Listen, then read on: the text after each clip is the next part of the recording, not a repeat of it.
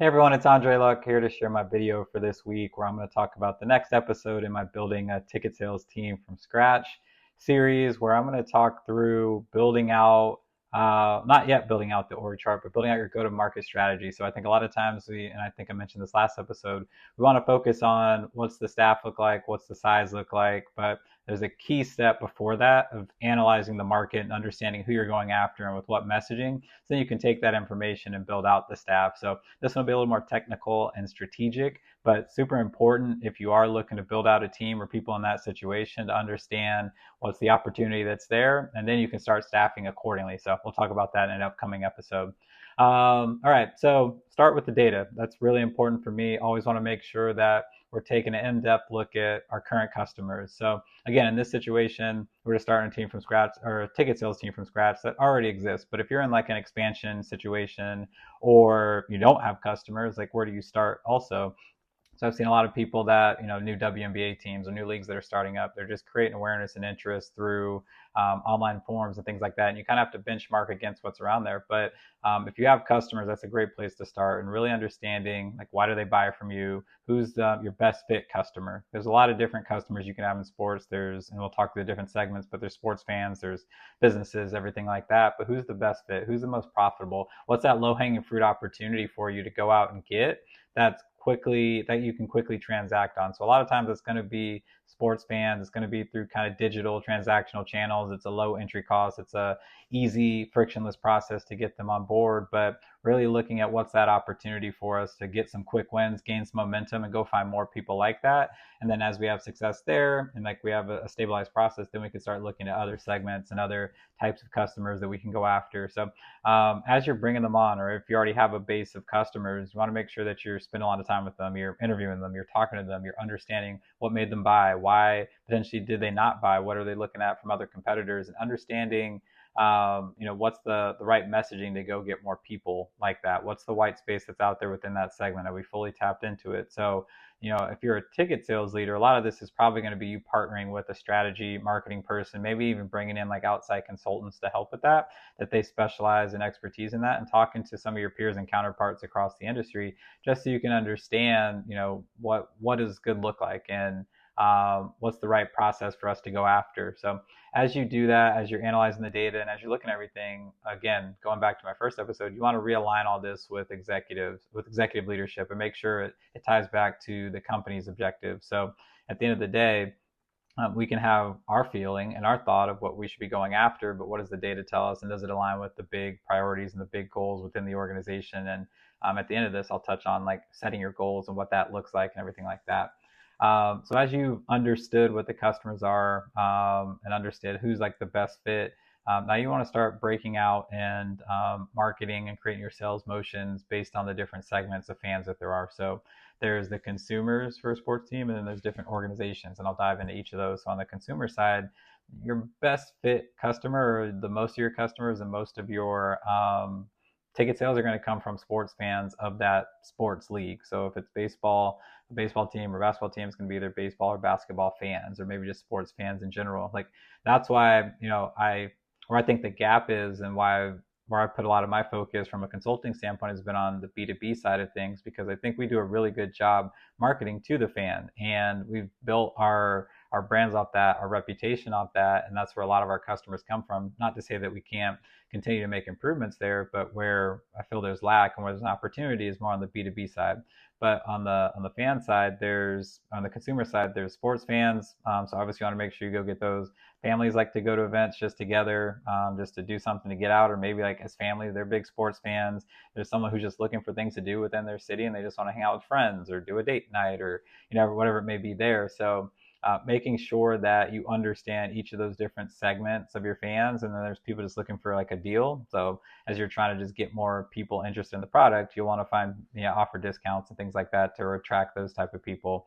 But each team does a really good job of this. They have even names and monikers for each of them, so that internally, as they have these conversations of who they're going after, whether it's the affluent buyer, it's the discount person, it's the family person, they're building out these personas and marketing strategies and game plans to go after them and try and get them on board. So understanding your segment. So that's more on the consumer side.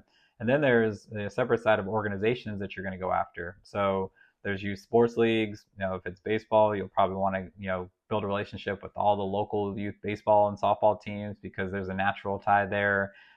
There's cultural community type groups, nonprofit organizations, churches. There's schools. They like to do outings and kind of family community district days at the ballpark and do different, pregame experiences, whether it's like the choir singing or the band performing or something like that to get exposure. So there's a lot of opportunities there. Tourism is a big one, especially if you're in a very attractive market where there's a lot of people coming in. You have a strong brand. You want to make sure that you have a motion to try and get people who are coming in town and traveling to, add to your ticket sales. And obviously, like I talked about, B2B, that's a big one. So on the organizational side, and I'll touch on this in a future episode, but I feel that you should probably have two different marketing motions towards the consumers and then something separate towards the organizations. The tough part is you got to kind of thread that needle because you only have so many impressions you could put out there. There's only so much marketing that you can do in messages that you have to talk about the brand as a whole, the experience for the fans. So a lot of times it's very generic, but you can also get very segmented into the different types of segments of fans that you're looking to market to and being specific about the channels in which you market to them on. And so I'll touch on that here in a little bit. So now you've looked at the data, you understand who your best customers are, you've broken down the different segments of who you want to go after. Now it's putting together what I call your go-to-market motion. So a lot of people call that sales and marketing, but like really getting all of your revenue leaders, your marketing leaders together and working as a team to build out what's our motion to identify these people, get them into our funnel, get them to either transact online or speak with our sales team and buy, and how do we retain them after we've already got them to purchase. So really thoughtful exercise you need to go through here and really think through what's the best, most effective channel. Where do these people consume content? So if it's sports fans, is it sports websites that we're advertising on? Social media is obviously big, so making sure that you have a strong game plan and understanding of how you're marketing to those people, where a little more niche might be certain types of industries or businesses or nonprofit organizations. Like that might not be just from your general team account that you're doing marketing to them. You may have to do newsletters or do events in their community or more things where they're going to be showing up with the right message towards them. So a lot of times we just hit, buy tickets or the team's hot. Like we have this team coming in town, that'll resonate with some sports fans. But if you have all these other segments of people that you want to try and bring on board, you have to make sure that you're marketing to them where they're going to show up with the messaging that's going to resonate with them.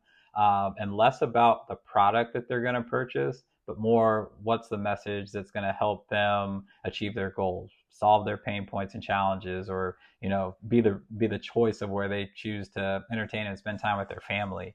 So telling that story through content, telling that story through video, testimonials, everything like that. And then once they come to your hub, your website, like they'll pick the product that makes the most sense for them. And we'll kind of fit them into it. Where a lot of times we lead with the product, like we need to build this mini plan, we need to build this birthday package, we need to build this group offer, and that's what's really going to attract them. But if you're not hitting them from an emotional standpoint and you're not connecting with them at that standpoint, it doesn't matter what type of package that you offer. They have to have they have to resonate with the brand. There has to be an emotional tie that makes them want to take action. Then that's where your sales team or your marketing efforts come in and then get them the right package. So really create an awareness about your brand, understand how people can learn about you, people that maybe aren't already fans, like what are we doing to get out there? How are we getting people through the funnel into the pipeline, and really mapping out a buyer-centric type journey. A lot of times we'll map out what's the journey that's most convenient for us, what's the journey that's best for our sales team to talk to as many people as possible, because that's more commission for them or more sales opportunities. But in 2025, and some of you may be watching this in 2026, some people don't want to talk to a salesperson. They just want to buy online. Like I prefer to just go online and buy. I know what I want, I'm going to buy. I don't like when I have to talk to somebody or submit my information and wait for someone to call back. It's like I was in the moment ready to purchase something. So you want to make sure that you're mapping something out that is modern, that is relevant to the buyer. So if people want to transact online, go ahead and do it. From a business perspective, there's data and there's stats that show that businesses and business consumers are willing to spend $50,000, $100,000 online to make a purchase. If they know what they want, they don't want to have to go through and jump through all the hoops of speaking with the salesperson. So really thinking through that, starting to build out the campaigns, the initiatives you want to go after, what's the right channel mix that you're going to try and attract people. Like I said, start with your low-hanging fruit opportunities and then slowly work down your priority list of other people that you want to engage, and how do you divvy up your resources, your investments, and everything like that, so that you're doing it most effectively. Not, oh, I think we could sell tickets to this group or to this segment. Go down your prioritization list. What's going to bring the best ROI? What's going to help meet the organizational company objective? So the last piece I'll touch on before closing is, now that you have your strategy, we got to set goals. We got to benchmark to know how we're performing, whether it's against other teams in the league or other people in our market, or just, hey, this is the standard that we want to be at. And that's backed by data, not setting goals with our heart and what our feelings are, what we want our return to be, but like what's realistic, and then maybe stretch ourselves a little bit so that we're not getting comfortable and complacent.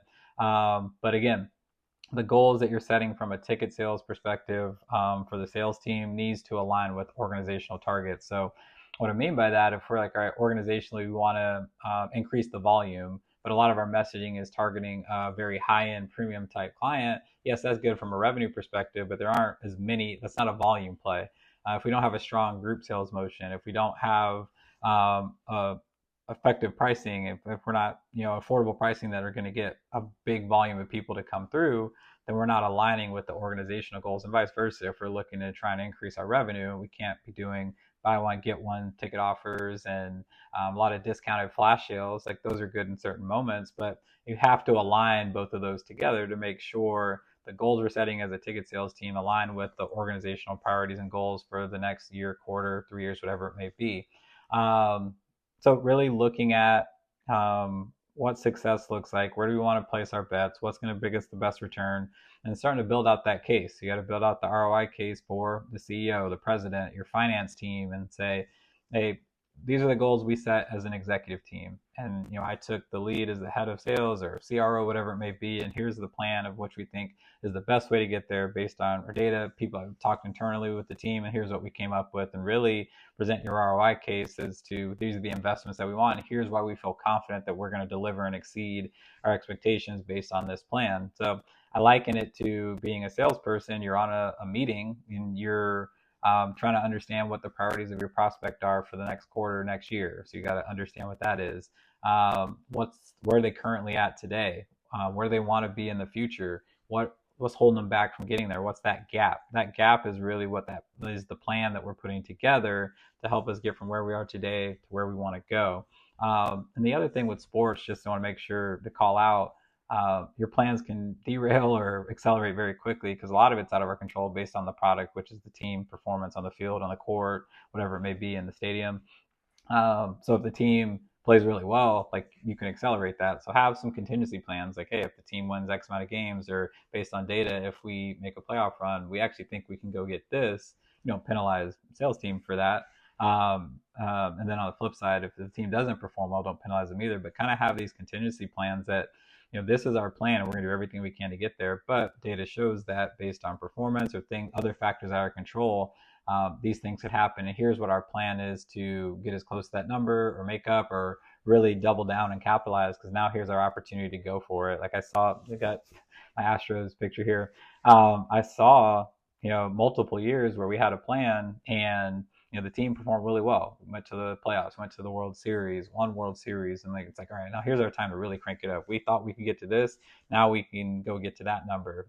Just sales team always like it because their goals jump, but we should have. Like there's a big opportunity to go get it. So just understanding that as you're building out your goals, setting your plans, everything like that. So in closing, really like the big takeaway for me is not just taking your playbook and just, all right, I'm at this new team, or building out a team, let's take what playbook works somewhere else, but really thinking through what is the best plan for this scenario. I did a post on this on LinkedIn recently where I talked about 3 things I would tell myself different my first day as a VP of sales. And if you had asked me, build out a team from scratch, 5-6 years ago, I would have just gone off what I did at other places. In Arizona, we had 10 account executives in each team, and we had X amount of service people. In Houston, this is what it looked like, and I would just, copy and paste it and put that there. And now, as I take a step back and look, it's like, yes, maybe that would work, but let's do the analysis to really think through what is the right staff size, who are we going after, what's the opportunity, where are we at from a growth stage. So really thinking and doing the analysis there before you just plug and play the same game plan that you did somewhere else. There's going to be a lot of similarities, but also some nuances based on your market and demand and everything like that. So you may not have time to really do a deep analysis into it. Hopefully you do. So sometimes you just got to operate the plan, but keep this top of mind. Really think about this as you're building it out. And like, right, maybe I can't do a full analysis today, but I want to work to get to there over the next 12, 18, 24 months and everything like that. So in the next episode, what I'll talk about is now starting to put together the org chart. So you've done the plan, you understand where your opportunities are, where should we put our resources and investments towards marketing, towards sales, what does the sales team look like, do I have an inside sales team or not, and I'll talk through some of those things. So that's a big debate within sports sales right now, but what do the roles look like, what does leadership look like, what's the size of the team. So I'll dive in that in the next episode. But as always, appreciate you tuning in. Always like the feedback too, whether it's through YouTube or some of the other social channels, things like that. We'll be back next week with another video. Thanks.